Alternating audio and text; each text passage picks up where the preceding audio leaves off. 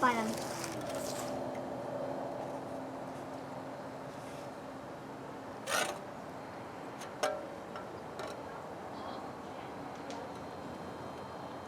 This cuts when you pull.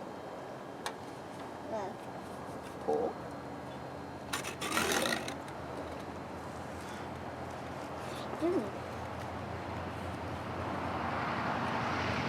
Push down quite so hard.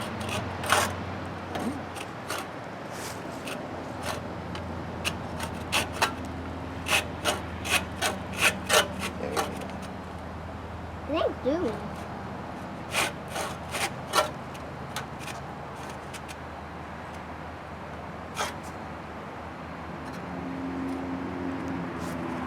Cuts on the pull.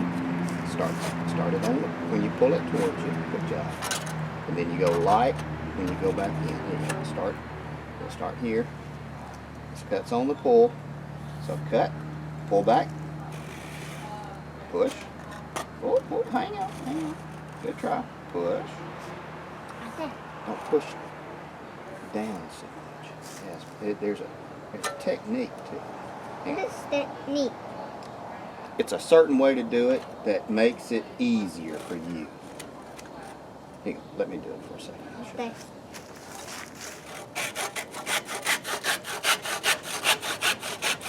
You want to do it?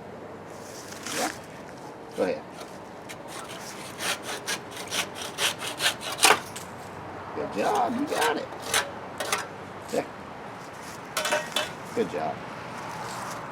We still got that little split in the middle from where I cut earlier.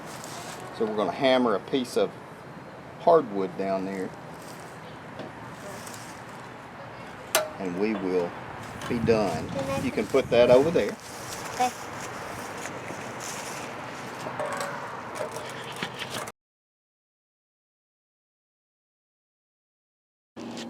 Okay, here we go. Here.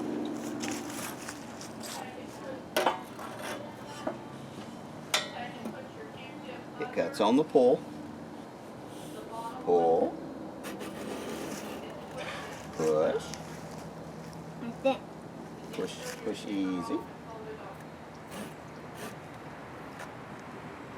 Kind of push light when you do it. Let me get it started for you. Okay, oh, you had it there for a little bit.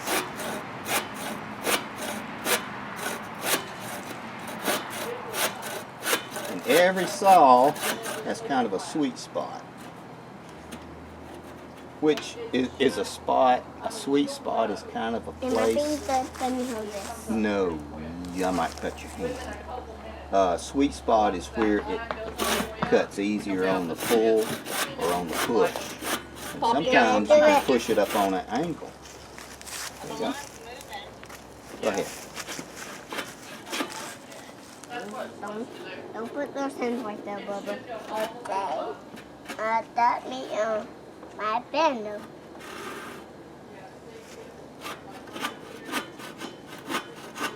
There you go.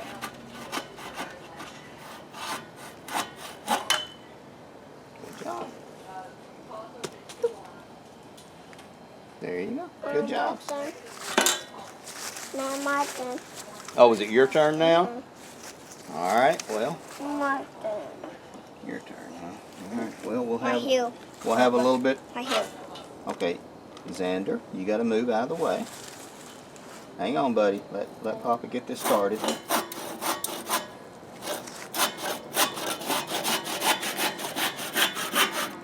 There you go. Come here.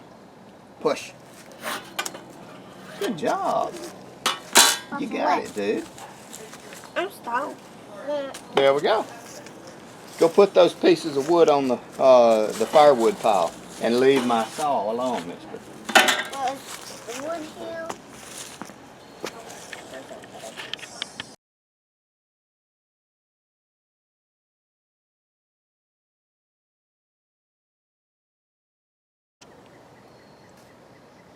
Hey guys, Darren here. I'm going to show you what we've been working on. You've been watching the video for a few minutes.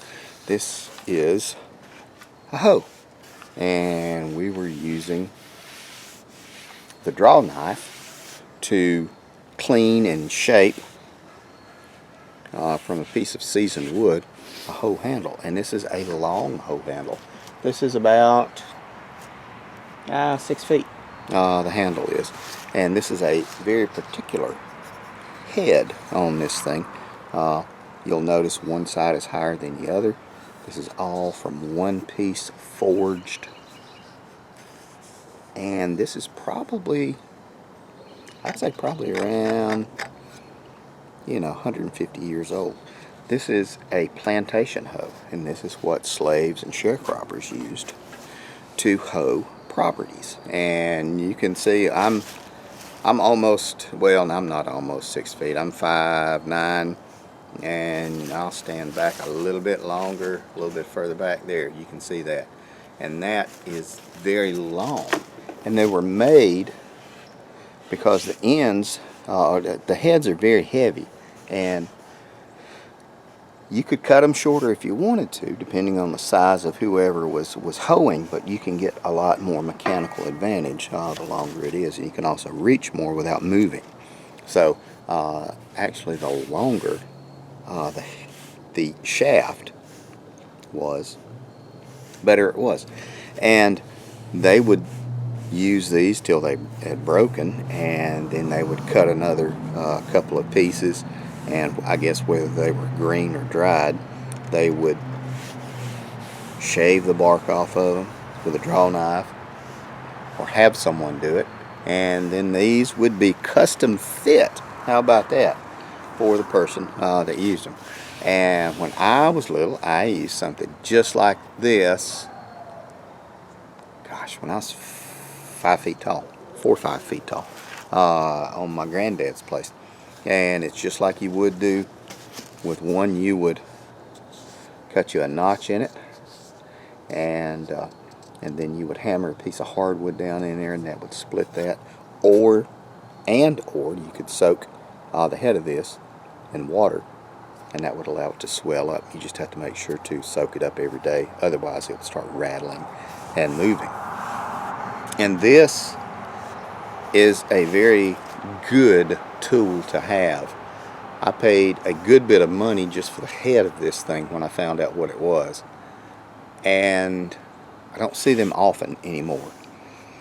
You will buy hoes, at Lowe's, Walmart, Home Depot, stuff like that, and you'll pay money for a good one, but you will rarely ever find a slide through forged one piece. And if you do, and if it's under $50, buy it. Consider yourself lucky, because these things are uncommon. Now, you can take like linseed oil, a little bit of beeswax if you want to get like period historical linseed oil, beeswax, and you could rub it on there to really season it up good. A lot of times it was just the sweat and the dirt that seasoned these things and turned them brown. But you could do that. It is very top heavy. It is a very heavy piece of metal. And this was actually used to make lunches on some occasion. This was what you used to make hoe cake, because it has such a wide, it's bigger than my hand. This was used to make hoe cake that you could have for lunches, which would be like cornmeal water, a little bit of salt, a little bit of molasses on it, or sorghum, and that was your meal for the day. You'd build a fire out of corn stalks or whatever you were able to scrap up and pull up, and then that's how you fixed your lunch. And we might actually make hoe cakes one day.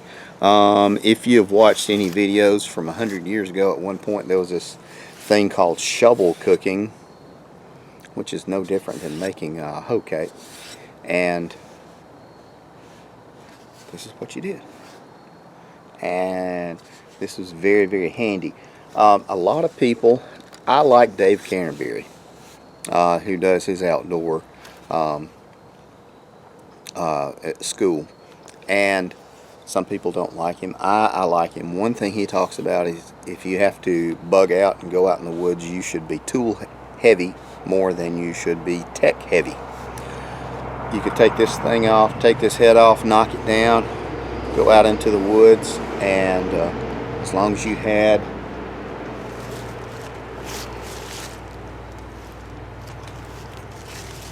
something like this and a good saw and a hatchet, you can make dang near whatever you need. Good draw knife. This is a very small one. They actually make them smaller, a collapsible version, which I have not ever been able to find. These are, again, these are probably 100 years old. I got these from a buddy of mine. His grandfather passed away, and he gave them to me. He's a good friend, and he gave them to me, and so I try to take very good care of these things. Actually, when we go inside, I'm going to clean them, hone them a little bit, and oil them up, because I have not used these things since before we moved. So it's been 2 years sitting down in my basement with this one. This is a reproduction, and by reproduction, this is a new one, and by new one, this is probably only 50 or 60 years old. And I have had to reglue the handle on this side on this guy. So it's a testament to the quality of the old stuff, how well it holds up. And this was just, something I glued with a 2-part fast-acting epoxy to back onto it. It's not historical, but I am not Townsend's channel, which is a dang good channel. You ought to watch it. So that is what we've done today, and it's something I've been wanting to do, and I just wanted to show you guys. And I will use this, and I will use this hoe, and I've bought 5 or 6 in the past 10 years. I will use this hoe until I die, and if any of my grandkids or anything are so inclined, they can take this and cut another handle onto it, and they will use it for another 50 years. Although nobody will probably care about it at that point. At that point, we'll own nothing and be happy. That's what they tell us anyway. Alright guys, I appreciate it. Thank you for coming by and hanging out. Consider joining us on Patreon, because we do a whole lot of other stuff behind the scenes. Take care of you people, guys.